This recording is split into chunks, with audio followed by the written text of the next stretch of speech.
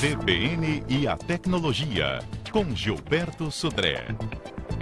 Olá, Gilberto, bom dia. Bom dia, Fernanda, bom dia aos ouvintes da CBN.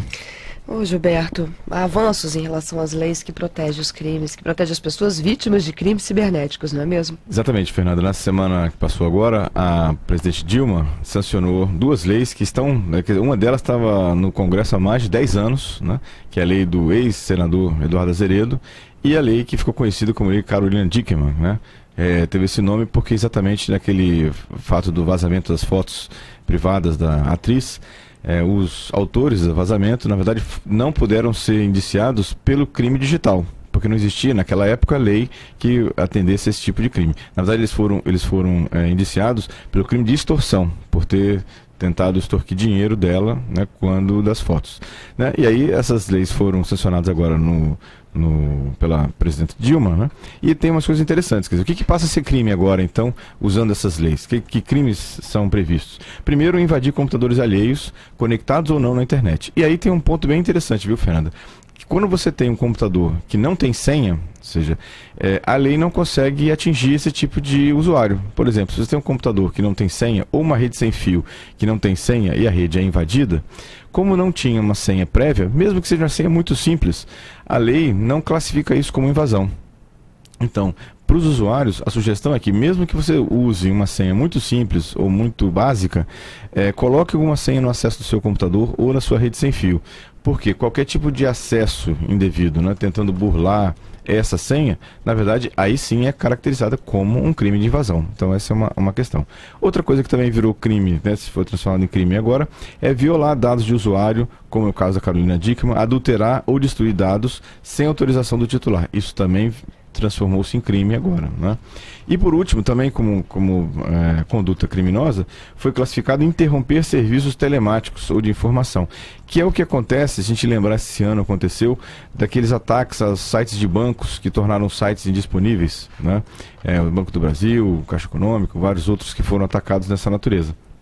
Até essa situação dessa lei, essa conduta não era classificada como crime, e agora também é. Só lembrando que a sanção foi feita agora pela presidente Dilma, mas essa lei só entra em vigor daqui a 120 dias. Então, em março do ano que vem, é que essa lei efetivamente começa a operar, né, nessa situação. Então, algumas questões, né, que agora são condutas que são consideradas e tipificadas como criminosas. A punição para esses crimes vão de 3 meses a 2 anos, na verdade, né, de 3 meses a 2 anos. E aí tem uma questão interessante em que, se esses crimes forem cometidos contra autoridades como do Executivo, do Legislativo ou do Judiciário, essa pena pode ser acrescida em até 50%. Então, veja que tem até um dispositivo na lei que aumenta em 50% a pena, caso isso tenha um ataque sobre algum representante legislativo, judiciário ou executivo. Né? Proteção, né? Exatamente, fizeram isso. Outra questão da lei é a questão de equiparação do cartão de crédito e débito com os documentos pessoais. Ótimo. Né? Então essa equiparação, ela agora vale se eu clonar um cartão de crédito ou um cartão de débito. Isso também tem a mesma impacto de eu criar uma carteira de identidade falsa. Então é o mesmo tipo de crime também. Então foi equiparado essas duas situações. Aqui no estúdio conosco o Gilberto Sudré, nosso comentarista de tecnologia, da informação. Se você tem dúvidas, sugestões, quer compartilhar algum aplicativo novo, algum instrumento novo ligado à área de tecnologia com o Gilberto, é a hora, hein? Telefone do estúdio, liberado para sua participação, 3223-5911, e-mail do programa cbnvitoria@redegazeta.com.br e também twitter.com/cbnvitoria.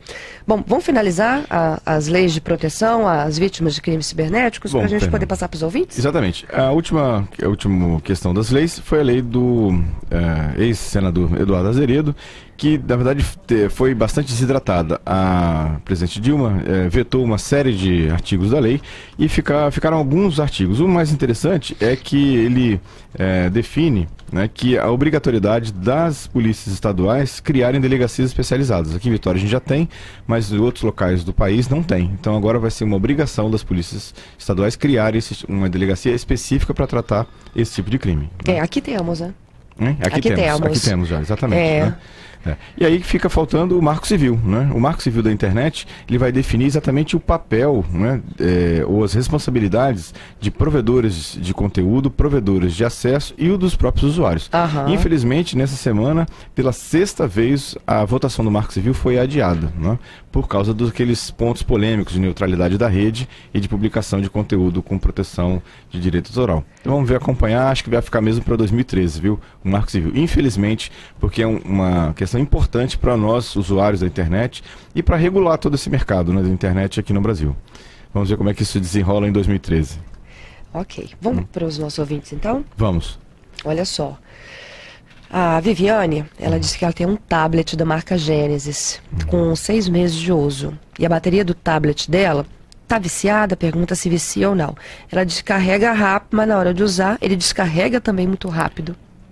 Muito bem, obrigado Viviane pela participação. As baterias novas não costumam viciar, são baterias com tecnologia mais avançada e não costumam ter esse tipo de situação. O que acontece com as baterias é que ela tem um tempo de vida, seja um tempo de vida útil, que gira em torno de 1 ano, 1 ano e meio, né, dependendo do uso, da frequência de carga que você tem do seu aparelho.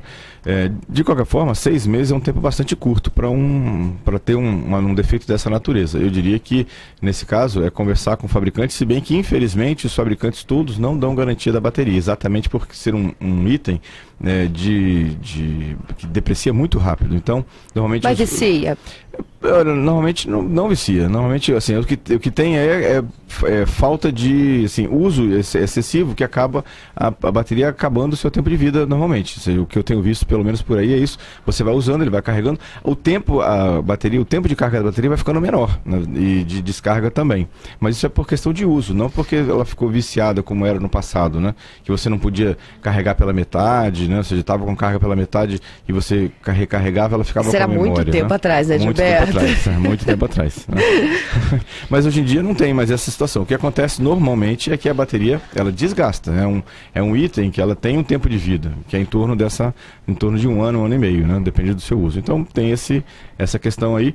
E me parece, Viviane, que tem algum defeito, na verdade, de fabricação por um tempo tão curto, né, de vida do aparelho, ele já tem apresenta esse tipo de defeito já.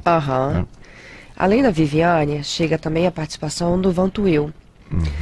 Ele diz o seguinte, que na última semana, nós explicamos que para instalar um aplicativo na memória externa do telefone, deveria ser escolhida a opção instalar na memória externa durante o processo. Isso.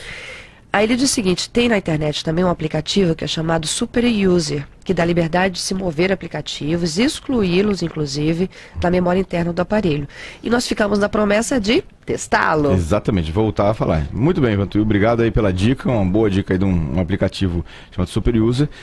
Eu testei o aparelho, só que tem um pequeno porém nesse aplicativo, Vantuil, que é que você, para usar esse aplicativo, você precisa usar ou abrir ou quebrar a segurança do Android para usar ele como se fosse o root, como se fosse a senha principal do aparelho. E nesse caso, você acaba abrindo, né, a chance de ter outros tipos de vulnerabilidades no aparelho também. Então, ou seja, o aplicativo é interessante, funciona, só que para instalar esse aplicativo você tem que fazer alguns procedimentos de quebra da segurança do Android. E aí isso acaba abrindo algumas vulnerabilidades. Eu pessoalmente não recomendo, ou seja, a instalação não é muito trivial para usuários convencionais ou que não conhecem muito do sistema. Mas é um aplicativo, uma dica interessante que o Vantuil enviou aqui pra gente. Ok. Juliana, temos participação? Temos sim, Fernanda, participação aqui de um ouvinte pelo telefone. Quem ligou pra gente foi o senhor Jefferson de Vitória e disse que ele está querendo comprar um tablet de Natal para a filha dele de 12 anos. E aí ele perguntou, Gilberto, se ele consegue comprar um tablet aí de uma boa qualidade, um valor entre 300 e 400 reais. Jefferson, obrigado aí pela participação, pela pergunta. Essa pergunta é muito comum, viu, Fernanda? Porque muitas pessoas estão querendo comprar tablets de presente. O que eu tenho visto do mercado, a gente tem tablets na faixa de 300, 400, tablets na faixa de 600, 700 reais e tablets acima de R$1.000, né? Ou seja, é óbvio que o preço nessa situação é um diferencial de qualidade também, né? Os tablets de menor valor, na faixa de 300, 400 reais, são tablets bem simples, que servem para uma navegação na internet, servem para você usar um e-mail e até usar algum tipo de jogo bem simples também nos tablets. Mas eles têm algumas deficiências. Quais são elas? Primeiro, a tela normalmente não é uma tela muito sensível, que você tem um toque muito agradável na tela. A tela que o toque demora a responder, demora a localizar, né? Você não tem muitas vezes aquele multitoque que é você poder interagir com 2 dedos, ele só aceita um toque de cada vez. Então é um tablet mais simples. E ele tem uma deficiência também de velocidade.